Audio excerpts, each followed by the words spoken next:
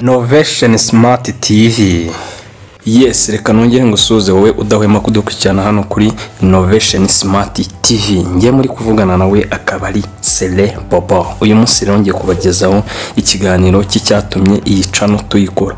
Inshuro nyinshi abantu benshi bakunda kwibaza bati se channel zibaho zigamije iki? Niyo mpamvu rongera ngo nze ngusobanure impamvu iyi channel yacu Innovation Smart TV yabayeho. Yitwayikoze tuyikoreye abanyarwanda tugira ngo tujye tuyihuriraho tuyiganirireho. Iyi channel yacu rero ushobora kumva ijambo innovation uri umuntu usanzwe ariko ntuitumenya ubusobanuro bwaryo. Innovation bivuga ni nko gukora udushya n'udushya. Iyo umuntu akubwira ngo ngende gukora innovation urumva ko bari gukora ibintu bitandukanye n'ibyo yajyaga akora. Smart byo ni ikintu cyiza cyane, murabizi yuko smart kiba ari ikintu cyiza. Niba mujya mukunda kumva banga ama televiziyo yacu ngo bari very smart, ubwo nyine smart ni ikintu kiba ari cyiza gikeye. TV yo n'ubundi ni televiziyo nk'ibisanzwe. Bo rero umuboss yararebye aratekereza aravuga ati rero Sele Bobo, umuntu nkawe nzi nemera nawe uburi nararibonye kuri ibi bintu bya channel umazeho iminsi nkubona ku macano nkabona ibintu ukora, niyo mpamvu nanjye ngira ngo nze noneho dukore agashya, dukore innovation abanyarwanda batubone batwumve neza, tubahe ibintu bimeze neza. Mbere yuko rero ngira ngo nkomeze mbere na mbere reka mbanze mbabwire yuko hano tugomba kuzajya tuganiriraho ibintu by'ingenzi. Muri ibyo bintu harimo ubumenyi bw'isi, tukaganira ku mibanire y'abantu n'abandi, urubyiruko, uburyo rwakwiteza imbere, guca ibiyobyabwenge. Niyo mpamvu hari amavideo amwe namwe mwagiye mubona hano y'abantu baba baragiye bakoresha ibiyobyabwenge ariko nyuma bakagenda babireka. Mwabonye uko video ziriho bagiye badusobanura uburyo ibiyobyabwenge byatumaga hari ibintu bimwe na bimwe badakora bimeze neza, ugasanga harimo nk'uwavuze uburyo yatandukanye n'umugore we ariko umugore we nta ruhare yabigizemo, ari uwo mugabo wabigizemo uruhare bitewe nuko yari yaranyweye urumogi akinywera n'utuyoga tw'udukorano n'izindi nzoga nyinshi. Nyine murabizi ko n'ubundi inzoga nyinshi ntago ari nziza, sibyo se? Tunywerese inzoga nyinshi ntago ari nziza, tujye tunywa mu rugero. Rero mbere yuko nkomeza ndagira ngo mbanyuremo nk'utuntu dutatu tw'ingenzi kugira ngo noneho mwumve uburyo iki kiganiro cyacu kigomba kuzajya nacyo kiba gifite uburyo hano kuri Innovation Smart TV. Bene mbere rero yuko ngushyiraho nk'utuntu tw'ingenzi tumwe na tumwe, banza wowe utarakora subscribe hano ubanze ukore subscribe, numara gukora subscribe ukore share ukore na comment hano kuri Innovation Smart TV. Kandi nanone niba hari icyo wifuza kuba wadusangiza cyangwa washaka kutugezaho, hari nimero iriho hano ku biganiro muzajya mubona, ushobora kuyihamagara, wayihamagara ukavugana na boss w'iyicano. Noneho sasa mwamara kuvugana rero akakuzana nawe ukasuka tugezaho ikiganiro ukadusangiza ikiganiro.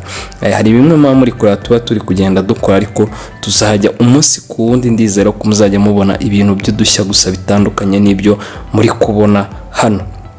Mbona natangiye rero, ese waba waruzi yuko satellite cyangwa se icyo bita icyogajuru kiba mu kirere?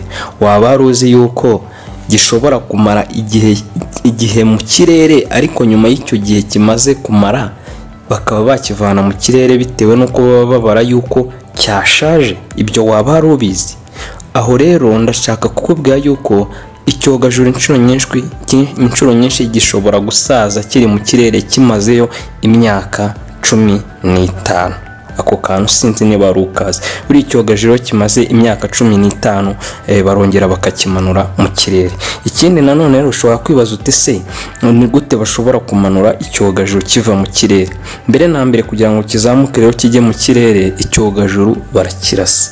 Iyo bamaze kukirasa rero cyo kirazamuka kikagenda kikajya mu kirere kigahagararayo. Noneho kimaze guhagararayo rero iyo gishaje nabwo kugira ngo bakimanure barongera bakakirasa bakakimanura nyine urumva kimanuka cyabaye nk'ibintu by'ibice nyine hari ibisigazwa byacyo bigenda bigaragara nkaho byagiye bijugunywa hasi ku isi byamanutse. None mbega kugira ngo wumve neza ukuntu buriya icyogajuru cyo iyo kiri kureba isi uburyo kibasha kubibonamo neza, wowe tubare yuko ufite igi mu ntoki. Niba ufite igi mu ntoki, wowe iyo igi urifite mu ntoki ushobora kuzengurutsa ijisho ryawe kuko uri kureba ryagi, ukareba ku mutwe waryo, ukareba mu mpande zaryo, ugenda urizenguruka. Icyo gihe rero bifate yuko niko n'icyogajuru cya satellite iri mu kirere iri kureba isi hasi cyangwa se iri kureba kuri uyu umubumbe dutuyeho nyine uyu w'isi. Ubundi mu mibumbe tuzi ibaho, isi iri ku mubumbe wa gatatu, icyo bita Earth. It's human living things. Niwo mubumbe ushobora gufasha umuntu cyangwa se ibinyabuzima kugira ngo bibashe guhumeka neza. Murabizi yuko nyine ahantu tuba turanahumeka neza. Kuba wagira ikibazo cy'imihumekere kiregeye igihe waba ugize uburwayi bitewe n'impamvu, hari igihe ushobora kuba warakoze nko mu nganda zishobora kuba zikora nk'ibintu bivuvuka cyangwa se bitumuka cyane, bikaba byagutera nk'ikibazo cy'imihumekere. Icyo gihe ushobora guhumeka nabi, ariko mu busanzwe nko mu bumbe tubayeho tuba turi free nyine no guhumeka, kereka nanone nk'umuntu ugutsikamiye cyangwa uri ahantu hafunganye cyane. Ariko mu buzima busanzwe isi nyine twe dutuyeho ituma umuntu abasha guhumeka neza. Ikindi nanone mba ngomba guhita ngusobanura aho ngaho kuri satellite. Impamvu ugiye gusobanura ibi bintu nuko nge nize itumanaho, nize telecommunication. Niyo mpamvu rero niyo yaba ari ku ishuri abana nabigisha nkabakupita isomo neza rikinjira bagatsinda neza, bikumvikana. Ba directeur mujye muduhamagara tubabwire, tubasobanurire. Abo bana biga za segonderi tubaho ubumenyi, babumenye kuko natwe ibyangombwa turabifite. None sasa kugira ngo experience bakomeze kuyimenya. Ndizera ko naka kantu mba gusobanura ari gatoya harimo uwahise akumva. Ushobora kwibaza utise mu Rwanda ko dufite icyogajuru, icyo cyogajuru cyo cyitwa gute? Mu Rwanda twe dufite icyogajuru bita ubumwe. Icyo cyogajuru rero gishinzwe kureba ubuhinzi uko bumeze, noneho cyo cyarangiza kigatanga amakuru. N'ubundi icyogajuru kiri mu kirere ubundi inshuro nyinshi kiba kigamije gutanga amakuru.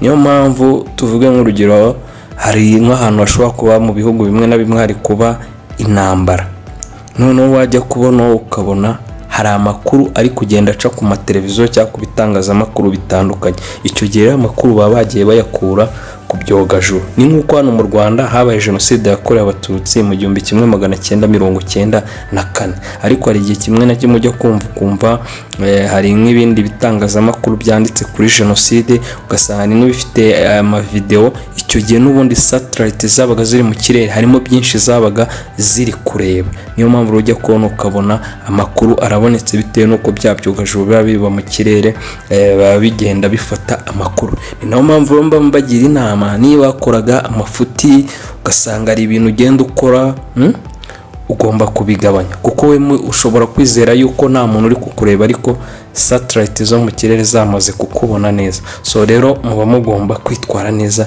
mukaba abajene. Akandi kabazo nshaka kukubaza, ese wowe wari umusore wakundanaga n'umukobwa, igihe mwakundanaga bikaza kuba ngombwa yuko bagufunga, bamara kugufunga wagaruka hashize igihe ugasanga wa mukobwa yarabyaye, ariko mu kubyara ugasanga yabyaranye n'undi musore, none we akakubwira ati ariko njyewe nubwo nabyaye ndagukunda, nawe ukamubwira ko umukunda. Ese mu by'ukuri wakongera mugasubirana akaba yaba shere wawe nyine mukaba mwana abana? Byira muri comment icyo wahitamo, ni wakongera mugasubirana cyangwa se wamwanga. Aho ngiye nshobora kwibaza nise musubiranye ntabwo wazajya guca inyuma akajya kora wa musore babyaranye? Ikindi cya kabiri, ese musubiranye ntabwo wazajya wumva yuko korerera abandi bigoye ukajya ucunaguza uwo mukobwa uri sheri wawe cyangwa se n'uwo mwana we ukaba wamufata nabi? Sinzi nawe aho ngaho ushobora kumbwira igisubizo uko cyumva. Tujye ku kindi, uri umugore ukaba ufite umugabo wawe akaba ari we uhahira urugo, mu by'ukuri mukaba mwari mubanye neza, ariko nanone si wabihamya 100% kubera yuko muba mubana ubwo mureba, ariko n'ubuzi mu minsi izaza uko azaba, niba azahinduka cyangwa se azaguma ari wundi. Noneho uko muri kubana akaza kugira ikibazo ari umugabo wawe akarwara amaso yombi, noneho bikaza kuba ngombwa ko bavuga bati kugira ngo rero aya maso yawe abe yamera neza nuko tugiye kuba twayavanamo, ariko tugashaka andi maso dusimbuza muri wowe abiri. Ntabwo twe dukeneye ijisho rimwe, ariko dukeneye abiri, yuko ariyo ashobora kuba twayaguha nyine akagufasha. Noneho icyo gihe bakakubwira bati mbo, ariko mu by'ukuri ukaza kubona abantu bemera kuba bagufasha kuri ya maso, ariko bapima bakabona ay'umugore wawe niyo ashobora kuza kuba yakubera meza bayagushyiriyemo.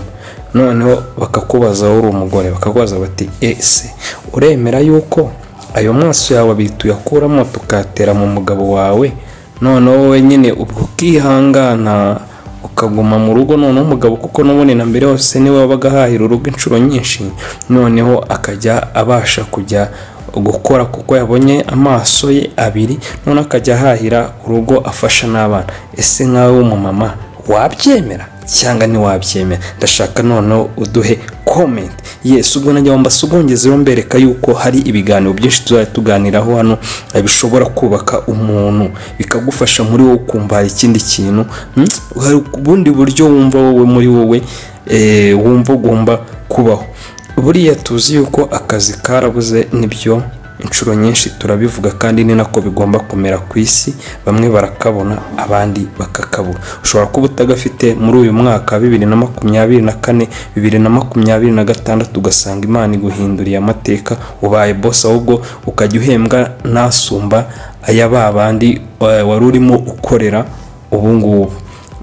Ibyo rero ni ibintu byose bishoboka. Niyo mpamvu mba navuze ni nzajya nshaka ibiganiro byiza cyane, nshaka amatopike tuganiraho kugira ngo noneho tugende twungurana ubumenyi. Ndabizi yuko nzi byinshi, mfite byinshi, namwe mufite byinshi. Ese ubundi wabuzi icyo bita radari?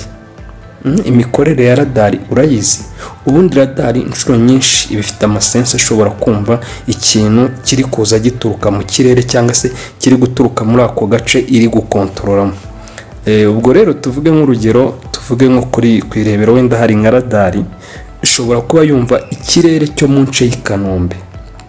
Icyo gihe niba hari indege ishobora kuza ivuye hanze ije kugwa Ikanombe, mbere yuko ijya kuhagera hari amareyo ishobora kohereza ya ndege y'amareyo, noneho radari ikaza kuyumva mbere. Ikimara kuyumva rero baba bari gukontora kuri radari, bahita baza kubona yuko hari ikintu kigiye kugwa aho, bakabona ko ari indege. Icyo gihe niba rero bayibonye bo baraza guhita bahamagara handi ku kibuga, babaze bati indege bimeze bite, babaho ubusobanuro. Icyo gihe bashobora kubabwira yuko noneho na iyo ndege batanayizi, icyo gihe wowe bakakubuza kuba wagwa kuri icyo kibuga. Iyo ubyanze kumva udakeneye kuba wanabyemera kubona akariyo baguhaye, ubwo ushobora gukoresha izindi mbaraga bitewe n'uburyo bo bahawe amategeko, none wowe indege yawe ikabisubiye inyuma.